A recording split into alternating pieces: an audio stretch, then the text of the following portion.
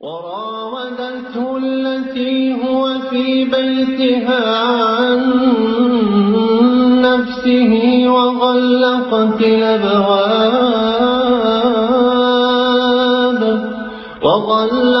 الأبواب وقالت هيت لك.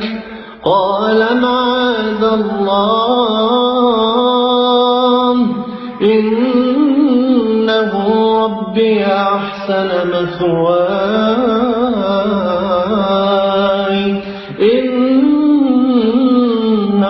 لا يفلح الظالمون. ولقد همت به وهم بها لولا أن رأى برهان ربه كذلك لنصرف عنه السوء والفحشاء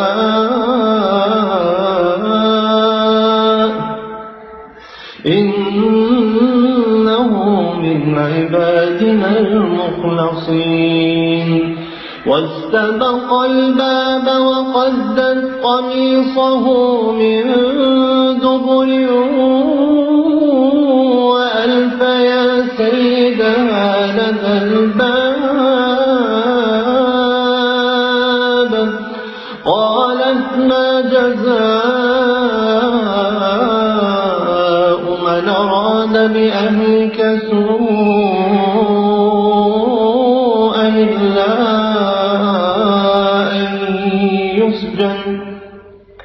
إلا أن يسجن أو عذاب أليم. قال هي راودتني عن نفسي وشهد شاهد من أهلها إن كان قميصه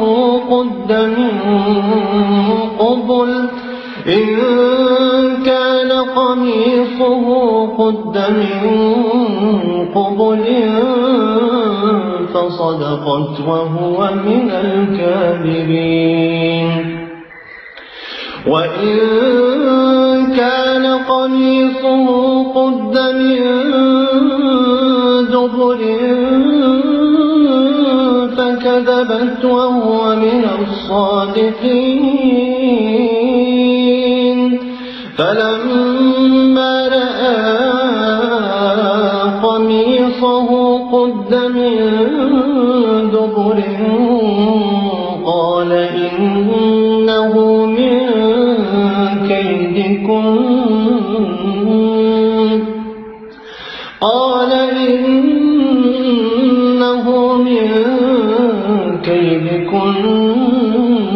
إن كيدكن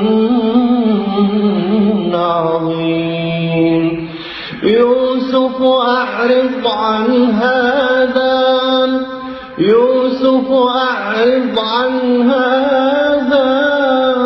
واستغفري لذنبك إنك كنت من الخاطئين. وقال نسوة في المدينة امرأة العزيز تراود فتاها عن نفسه قد شغفها حبا إنا لنراها في ضلال مبين. فلما سمعت بمكرهن أرسلت إليهن وأعتدت لهن متكئا وآتت كل واحدة منهن سكينا وقالت اخرج عليهم. فلما رأينه أكبرنه وقطعن أيديهن وقلن حاش لله ما هذا بشرا إن هذا إلا ملك